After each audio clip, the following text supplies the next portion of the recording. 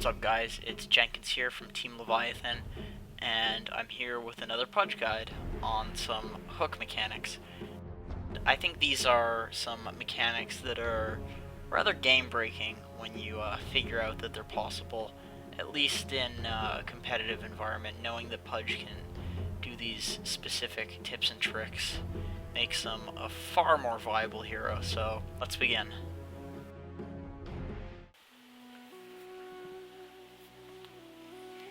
The first mechanic that I'm going to show you is that hook arguably goes through BKB, or at least the most important properties do. This is probably the most useful of the mechanics that I'm going to show you in this video, and that's simply because knowing this trick can very easily make or break a game, especially in this meta if it goes into the very late game against something like an anti-mage, Spectre, PA, something of that nature. If you know this trick, you can make Pudge look like an extremely overpowered hero if you use it in the right situation. So, the trick is that the stun from hook doesn't pierce BKB, obviously, everybody knows that. But the damage and the displacement of hook does go through BKB. And what that means is if someone is magic immune, and they try to teleport away from you, and you time your hook just right, their magic immunity doesn't save them from anything. And I'll show you here how that works. So, we have Axe here, and let's say he goes to TP to Fountain. And I throw the hook, and he's back. So, what happened there is, I throw a hook while he's BKB'd. It places a hook debuff on him. He teleports back to Fountain, so he's in the well for a split second, and then my hook gets to me, which tells the debuff that hook is done, which will teleport the hero to Pudge's location of where he hooked from. I'll show you in slow motion how that works.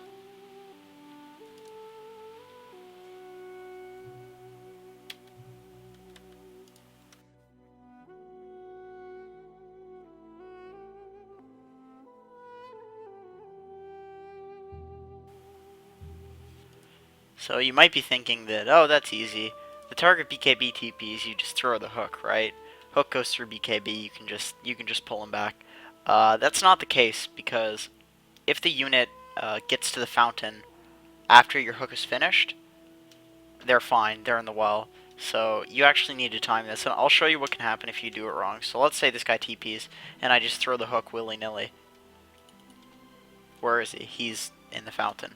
And that's because the hook debuff that is pulling him back and teleporting him to me pulls him back, but the teleport hasn't gone off, so he's still teleporting because it doesn't cancel his channel, and he just goes to the wall. So if somebody BKB TPs, you can't just throw the hook, you need to time it, and I'll show you how to do the timing.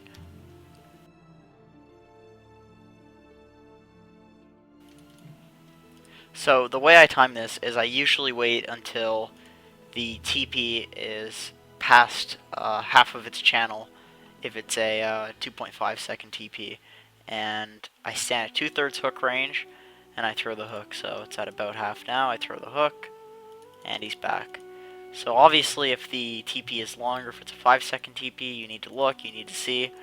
It takes about 1.5 seconds for the hook to bring him back. So you want that number to be what's left on the TP. So throw it around 1 to 1.5 seconds left on the TP, and that's how you pull them back.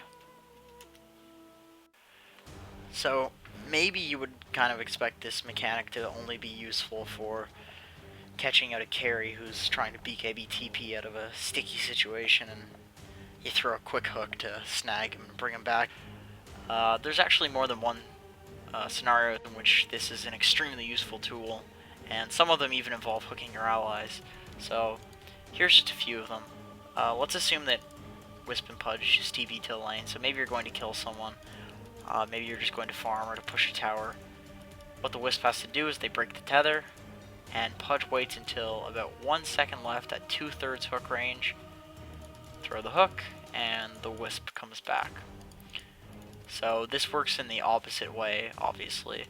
You have the Wisp tether the Pudge. Let's say you're both getting chased through the forest, and the Wisp decides, hey, I'm going to save this Pudge.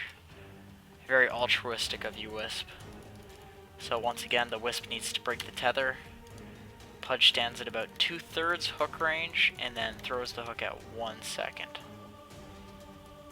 Wisp is safe. So in most situations, with most Wisp partners like Tiny Sven, the Wisp would just teleport back into the fight and be toast. The Wisp would be dead.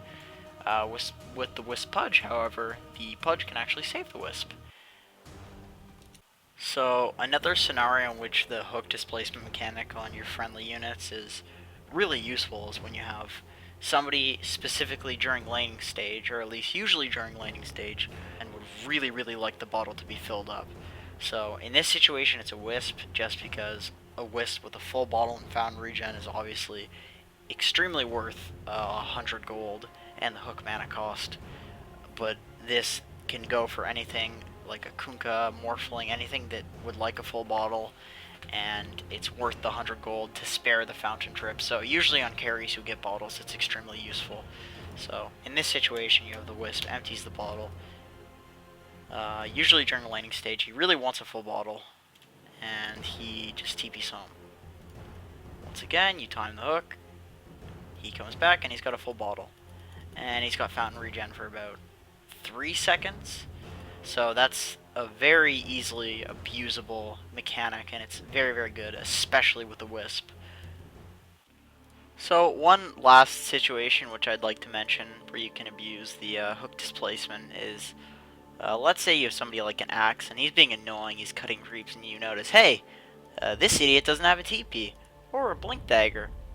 So you throw a hook, and blink out, and the poor guy is stuck in the trees, and has no way to get out. You can kill him with ranged heroes at that point. So this is also a nice tool if you head over to the Roche pit and you notice that somebody's soloing Roche and you have vision of it. You can hook them out when Roche is about to die and then blink in. So they're out of the pit and you're inside of the pit. Maybe you can finish it off. Thanks a lot for watching, guys. That's all for this iteration of the Pudge Mechanics Guide. If you think I should make the videos longer or shorten them, please mention in the comment section below. Kind of new to this, or tweet me. Once again, really appreciate all the social media stuff. Appreciate the subscribers, comments, all that sort of stuff. So keep that coming in, and I'll hopefully keep making the videos better.